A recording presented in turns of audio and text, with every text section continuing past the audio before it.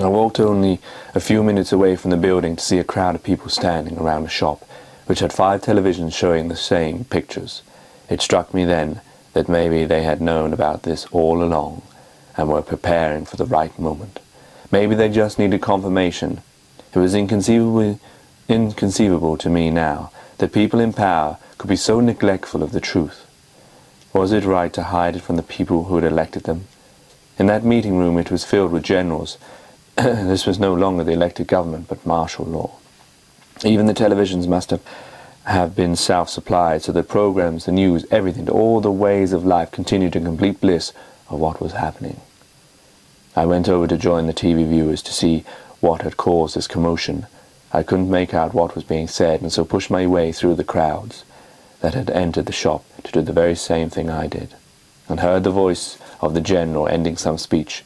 Then I saw what looked like an aerial view from some plane. Then in the silence came a massive explosion that ripped the very image and then went off. The image I saw was unmistakable. It was a nuclear explosion.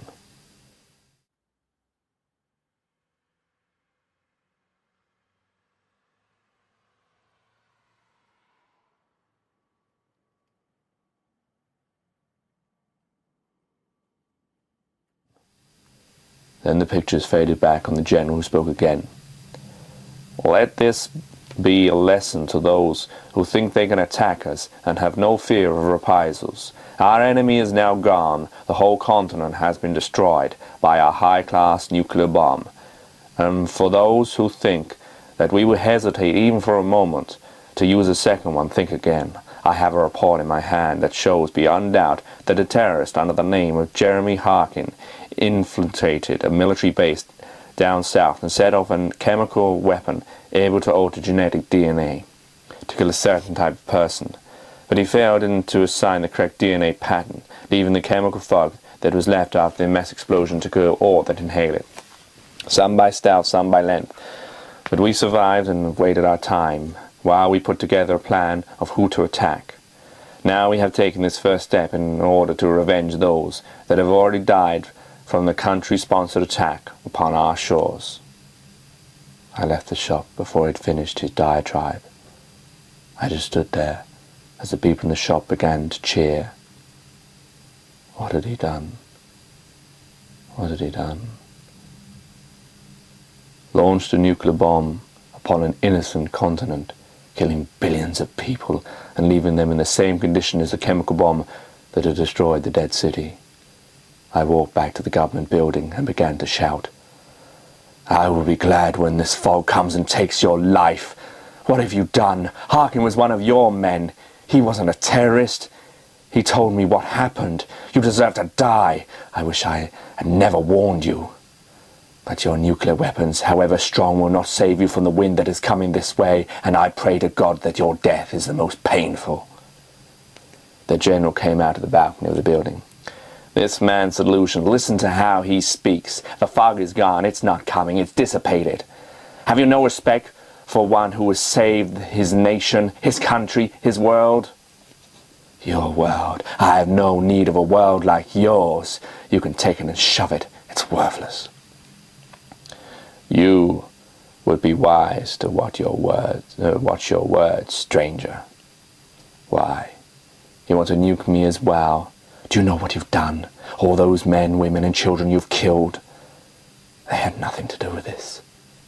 And even if they did they deserve to die in this way right now at this moment? People will be burning to death, trying to reach water, their bodies dying from within. At least what Harkin did was an accident. Before the general was able to reply to me, in the skies above us a booming sound was heard. Suddenly the clouds began to go grey and the streets were silent.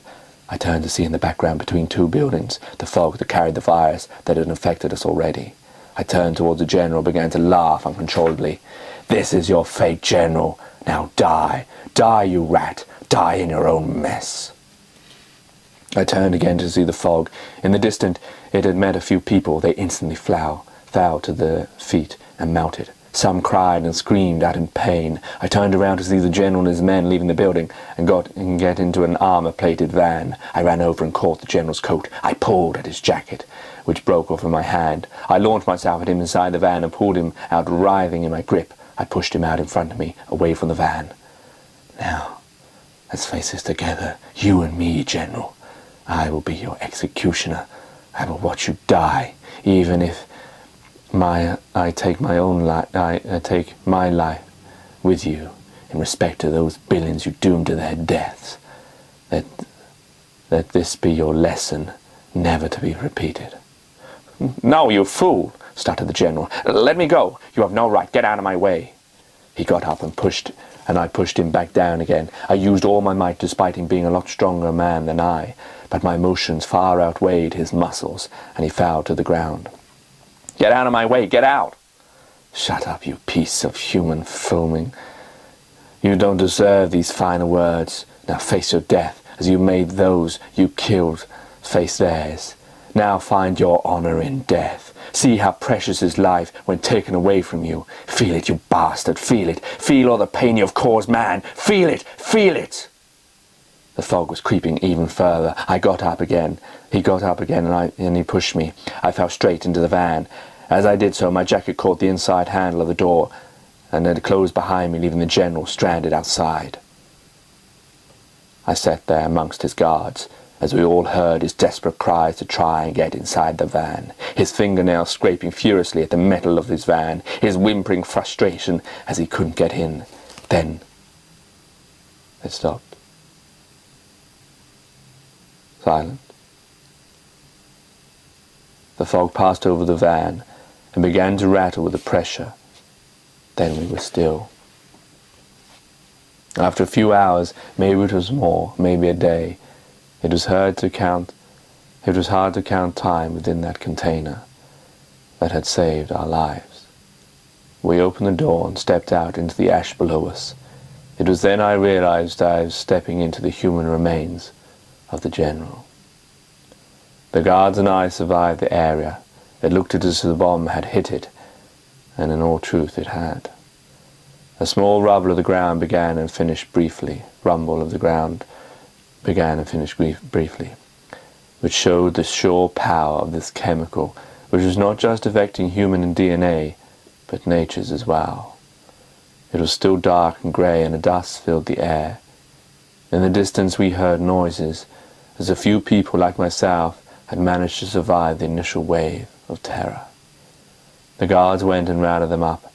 I sat on the dusty floor and looked about me at the city I tried and failed to save.